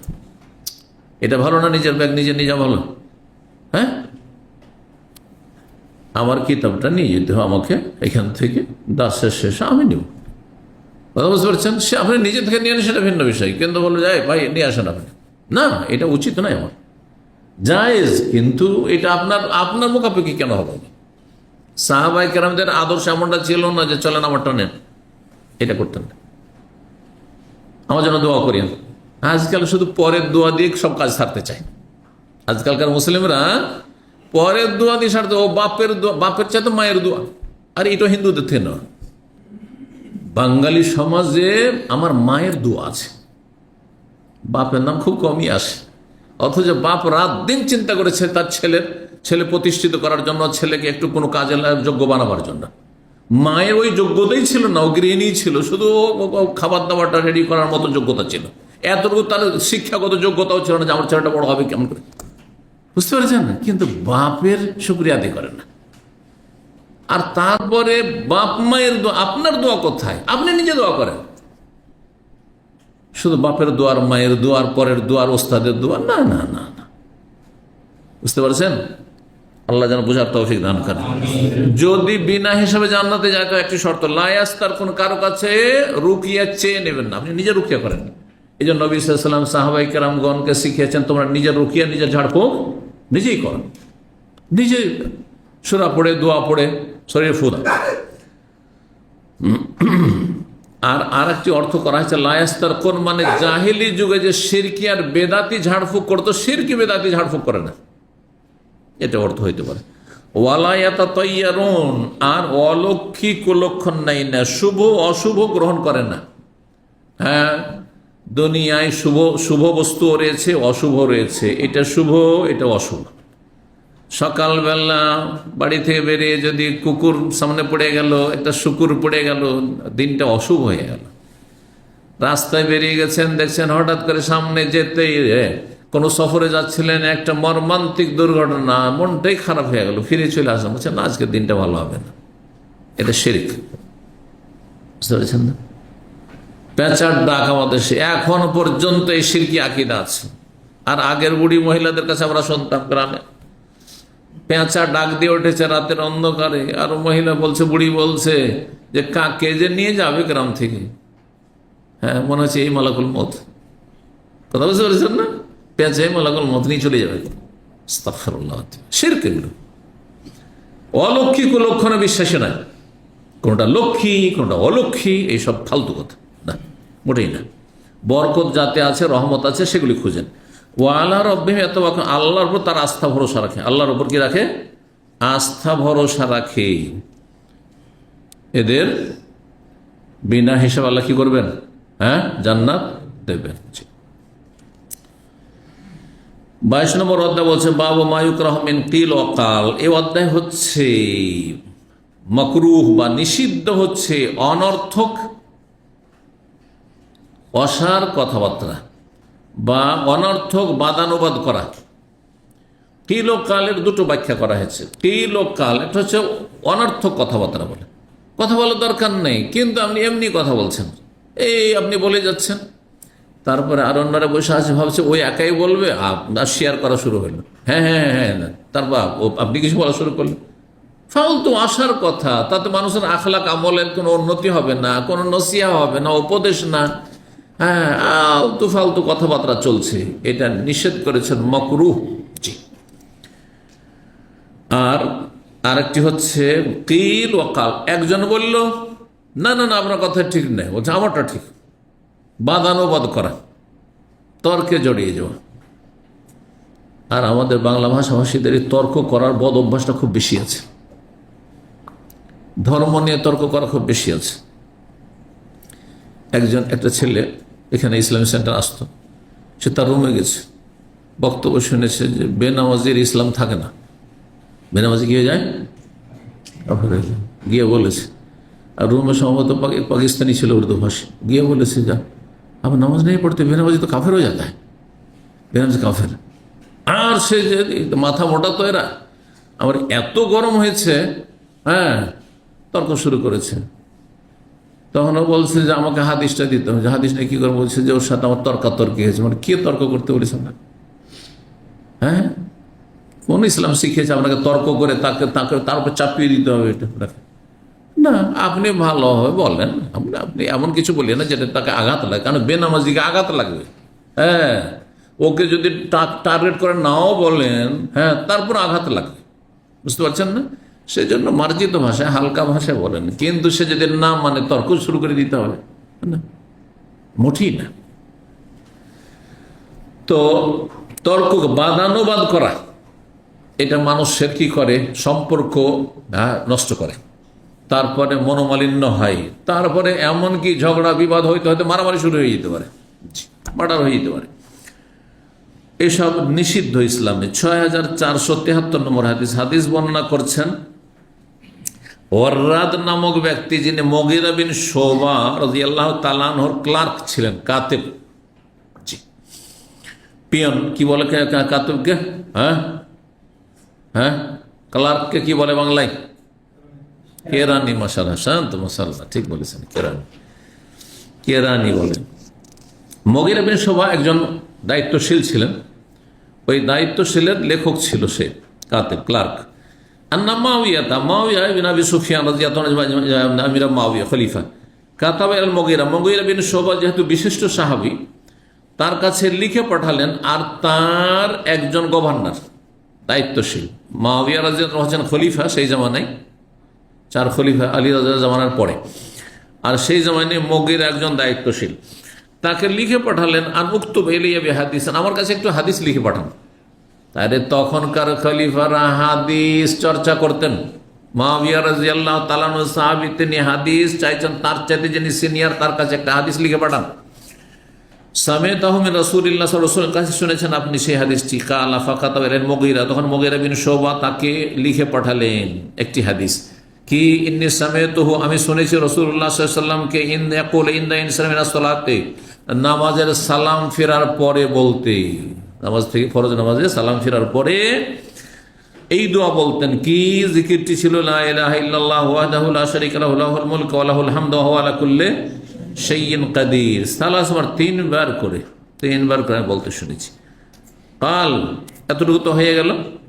আর তারপরে এই কথাটিও লিখেছেন, ওয়াকানা ইয়ানহান কিল ও কাল, নবী সাল্লাল্লাহু আলাইহি ওয়াসাল্লাম নিষেধ করতেন মানুষকে অনর্থক কথাবার্তায়, অনর্থক কথাবার্তার থেকে নিষেধ করতেন, অথবা বাদানুবাদ করতে, এমন কিছু করতে জানি যে তর্ক শুরু হয়ে যায়। দেখছেন যে এই তর্ক করবে, তর্কের মন মানসিকতা আপনি বাদ দেন, তর্কে জড়াতে যান না, কারণ তখন আপনার মেজাজ গরম হয়ে যাবে, ও আরও গরম হবে, অবস্থা খারাপ হয়ে যাবে। এটা কোনোদিন কল্যাণ নেই। ও কাসরাতে সওয়াল, আর বেশি বেশি জিজ্ঞাসাবাদ করতে, মাসলা এত বেশি জিজ্ঞাসা করতেন না। কেউ আছে মনে করে আজকে এসেছি, আজকে সব সেরে যাবো, 10টা প্রশ্ন লিখে নিয়েছে, বলছে একের পরে এক জিজ্ঞাসা করেই যাচ্ছে। আরে কিছু ভাইয়েরা আছে হোয়াটসঅ্যাপে যদি একবার জবাব দিয়ে দিই, আল্লাহ হেদায়েত করুন, হ্যাঁ, একবার একটা যদি সাথে সাথে দিয়ে দিই, তো শেখ তো খুবই ফ্রি আছে, মানে যেমনই প্রশ্ন তার সাথে সাথে উত্তর, ওর ভালাই করে দিলাম। যারা সরাসরি দার্সে আসছেন হয়তো, আর তাদের আমি বুঝতে পারছি যে, কিন্তু বিভিন্ন দেশ থেকে, সারা দুনিয়া থেকে যেহেতু আসে, তো নাম্বার পেয়ে গেছে কোথাও। যেমনই প্রশ্নের উত্তরটা দিলাম আর একটা প্রশ্ন ছুঁড়ে দিলাম, আর একটা উত্তর দিলাম আর একটা ছুঁড়ে দিলাম। এইরকম বিভিন্ন দেশে এমন কিছু লোক আছে আমার। তখন করি কি, মাঝে মাঝে কিছুদিন জবাব দিই না, যে এত একই দিনে যদি 5টা সওয়াল একজনই করে, তাহলে আমার চিন্তা করুন একদিনে কয়েকশো প্রশ্ন আসে, কি করে আমি জবাব দেবো? তাহলে খাওয়া দাওয়া ঘুম বাদ দিয়ে এগুলি করতে হবে, বুঝতে পারছেন? এটা একটা লম্বা ডিউটি। আমার সাথে কথা হলে বলি, ভাই উনি প্রশ্ন করবেন সপ্তাহে একটা করেন, ঠিক আছে সপ্তাহে একটা করে করেন। আর আপনি এইভাবে শুরু করে দিবেন তো আরো তো দুনিয়াতে লোক আছে। কাছাড়া তো এত বেশি প্রশ্ন না, আরে এমন এমন প্রশ্ন করা, আরে ওর চাইতে বেশি অন্য আমল করলে ভালো ছিল, প্রশ্ন কোনো প্রয়োজন নেই। তো খুব বেশি বেশি সওয়াল করা। আরেকটি অর্থ হচ্ছে সওয়াল মানে যেহেতু চাওয়া, সাহায্য চাওয়া, বেশি বেশি চাইবেন না। যদি অভাবীও হন তো এত বেশি চাইবেন না, অল্প স্বল্প চান, যেটা আপনার চলে যায় কোন রকম, যথেষ্ট। ওয়াইযাতাল মাল, ধন সম্পদ নষ্ট করা নিষেধ করেছেন। ধন সম্পদ নষ্ট করবেন না। যারা ধূমপান করে ধন সম্পদ নষ্ট করে না, পুড়িয়ে দিচ্ছে, পুড়িয়ে দিচ্ছে। একটা সিগারেটের প্যাকেট আজকাল দাম বেড়ে গেছে, কত? 20 রিয়াল। চিন্তা করুন, 20 রিয়ালে একটা সিগারেট প্যাকেট আরামখোর, হ্যাঁ, একদিনে বা এক বেলাতে শেষ করে দিচ্ছে। রিয়াল পুড়িয়ে দিচ্ছে সে, ডলার পুড়িয়ে দিচ্ছে সে। নিষেধ করেছেন ধন সম্পদ নষ্ট। এইরকমই পাকশাক করে কিছু ভদ্রলোক আছে প্রবাসে, যারা বাসি খাবে না, পাকশাক করে নিল, আর বাসি হইতে আর ফ্রিজ করে আর নাকি খাওয়া যাবে না, দিল ফেলে, যা খেলো খেলো ফেলে দিল। হারাম, এটা নিষেধ করেছেন নবী সাল্লাল্লাহু আলাইহি ওয়াসাল্লাম। খান আর না হলে দিয়ে দেন, সাথে সাথে খেয়ে দিয়ে দেন। আমি নেক্সট টাইম হয়তো খেতে পারবো না, তাহলে সাথে সাথে দিয়ে দেন আপনি, অন্য কাউকে ভাইদেরকে দিয়ে দেন, খাইয়ে দেন আপনি, কিন্তু ফেলে দেবেন। এতগুলো ভাত নিলেন, এতগুলো খাবার দাবার নিয়ে গেলেন, না নিয়ে যাওয়ার পর সামান্য করে বাকিরা ডাস্টবিনে ফেলে দিলেন, হারাম না, নিষেধ করেছেন নবী সাল্লাল্লাহু আলাইহি ওয়াসাল্লাম। এতে বরকত চলে যায় মানুষের জীবনে, কিচ্ছু বরকত থাকে না এতে। ওয়ামান ইন ওয়াহাত, মানা মানে আমরা তো শব্দটি ব্যবহার করি, উনি মানা করেছেন আমাকে, বুঝলেন তো, মানে নিষেধ করেছেন। আর হাত, হাত মানে দাও, তো যেটা দিতে হবে তাতে বাধা দেওয়া, যেখানে আপনাকে দিতে হবে সেখানে কি করা? বাধা দেওয়া। আর যেখানে নেওয়া উচিত নয় সেখানে হাত যত আসে আসতে দেন, বুঝছেন না? এই নিষেধ করেছেন। এর অর্থটা সুন্দর করে বলি, মান ইন ওয়াহাত, যে নিষেধ করছে মানে কৃপণতা। বাপ মাকে দিতে হবে, দিচ্ছেন না, কৃপণতা না? জাকাত দিতে হবে, দিচ্ছেন না, হ্যাঁ দিচ্ছেন না, বিরত থাকছেন, তাহলে কৃপণতা। তারপর দান সাদকা করতে হবে, করছেন না, কৃপণতা। জি, দিনের কাজ করতে হবে, দিনের কাজে খরচ করতে হবে, করছেন না, কৃপণতা। মান ইন, যেখানে দিতে হবে দিচ্ছেন না, আপনি কৃপণতা। আর কি করা? হাতি মানে যা আসছে আসুক, ফিরি যা আসে, মাংনা যা আসে আসুক, তার মানে ভিক্ষা বৃদ্ধি, মানুষের কাছে চাওয়া। যদি সুযোগ পান যে এই লোকটা তো খুবই ভালো মানুষ, আর অনেক টাকা আছে, যদি জানেন যে এর কাছে 1 লাখ রিয়াল রাখা আছে, ভাবছেন যে টাকা পয়সা দেশে পাঠায় না, হ্যাঁ, এক লোক এখানে থাকতো, সে কন্ট্রাক্টে কাজ করতো, তার কাছে 5 লাখ রিয়াল ছিল, আমি জানতাম যে তার কাছে 5 লাখ রিয়াল আছে। সে আমাকে রিকোয়েস্ট করে হাত পা ধরে আমার কাছে 1 লাখ রিয়াল একবার আমানত রেখেছিল। আল্লাহ, 1 লাখ রিয়াল আমানত রেখেছিল, প্রায় 2 বছর রেখেছিল। পরে চিন্তা করলাম যে এই টাকা এইভাবে যে রাখবো, আল্লাহ না করে যদি চুরি হয়। আর আমার দেশের লোকেরা মাসলাও জানে না। ওকে একদিন বললাম যে আপনি মাসলা জানেন যে আল্লাহ না করে এই টাকা যদি আপনার চুরি হয়ে যায় তো কে দেবে? আমি দেবো। আমার কোন লাভ আপনার আমানত রেখে? 1 রিয়াল দিবেন আপনি? হ্যাঁ, শরীয়তের বিধান হচ্ছে যে যথাসাধ্য আমার যেমন মাল সামান রাখি বাড়িতে ওইভাবে রেখেছি, কিন্তু বাড়ি থেকে যদি বাসা থেকে চুরি, এত টাকা আমার ব্যাংকে রাখা যাবে না আপনার আমানত, তাহলে এটা যদি চুরি হয়ে যায় তাহলে আপনার গেল, আপনাকে বিশ্বাস করতে হবে। তখন ওর হুঁশ হয়েছে। তারপরে ফিরিয়ে নেবেন না, কারণ এরকম পাবে কোথায় যে ওটাকে নিয়ে যেমনভাবে দিয়েছে, যেইভাবে পেঁচিয়ে দিয়েছে ওইভাবে রাখা, তারপরে তাকে ওইভাবে ফিরিয়ে দিচ্ছে, পাবে কোথায়? ও দেবে। হজে যাচ্ছিলাম, বাসাতে আমার পরিবার পরামর্শ দিল, দেখেন এত টাকা বাসায় রেখে এইভাবে যাবেন না, আর ওকে ফিরান, এই বাহানাতে কোন রকম করে ফিরান, আপনি এতটা মানুষের রাখা দরকার নেই, লাভ কি আপনার? আমি ওকে ফজরে ডাকলাম, ফজর সালাত এখানে বাস করতো, ডেকে বললাম যে টাকা আপনার নিয়ে যান। হ্যাঁ, বলছেন না শেখ রাখেন, আমার কাছে আরো টাকা আছে, আসলে রাখা মুশকিল, কার কাছে কাউ বিশ্বাস করতে পারছি না। বললেন না, আপনার টাকা আমি রাখতে পারবো। সেই লোক কত বখিলের বখিল। আমাদের ইফতার ক্যাম্পে সম্মেলন হবে, তো আমাদের দিনী ভাইয়েরা তার কাছে বলছে কিছু দেন, তখন বললেন 50 রিয়াল দেন। 5 লাখ রিয়ালের মালিক কতটা দিচ্ছে? 50 রিয়াল। বললাম আপনাদের শিক্ষার জন্য বলছি। ওমানিন ওয়াহাত जो आना है आता है आने दो। এই গল্প জানেন কি? এক মোল্লা নাকি চুরি করা মুরগি কেউ খাচ্ছিল, হ্যাঁ, চুরি করা গোস্ত ছিল, তখন বলেছে যে এটা তো চুরি করা, ওই মুরগটা চুরি করা, আর ও মেহমান হয়ে গেছে। বলছে না না, তাহলে হারাম হারাম হারাম। তারপর তখন ওকে দেয় না, সবজি খাওয়াচ্ছে শুধু। তখন বলছে ঝোলটা তো চলবে। কি চলবে? এগুলো কেসা আমাদের দেশের। ঝোলটা নসিহার জন্য, বাস্তবে কেসা হয়তো হয়নি। ঝোলটা চলবে। আচ্ছা, ঝোল দিতে যাচ্ছে তো গোস্তের টুকরো উঠে চলে আসছে, তখন গোস্তের টুকরোটা ফেলতে গিয়ে ও পেরেশানি হচ্ছে, মানে যেমনটা হয় আর কি।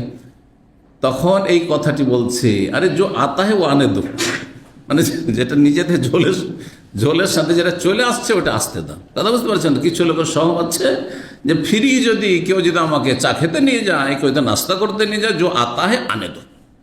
আর দেওয়ার বেলা না না, 5 লাখ রিয়ালের মালিক আর ওই 50 টাকা।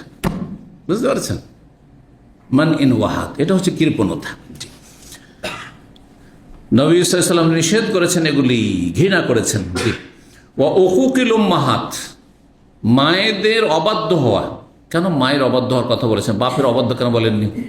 কেন বাপের অবাধ্য হইলে বহুবার চিন্তা করতে হবে যে মার খেতে হবে। হ্যাঁ, হাত পা ভেঙে বাড়ি থেকে তাড়িয়ে দেবে, কিন্তু মা তো পারবে না, ওর মায়াতেও পারবে না, আর অতটা শক্ত হইতেও পারবে না। মাকে ছেলে মেয়েরা ভয় করে না, ছেলেরা ভয় করে না বিশেষ করে, কিন্তু বাপকে ঠিকই ভয় করে। বিশেষ করে বাপের কাছে সম্পদ থাকে, আর বাপ যদি পথের ফকির হয় তাহলে তো ভয় করবে না। বুঝতে পারছেন না? জি।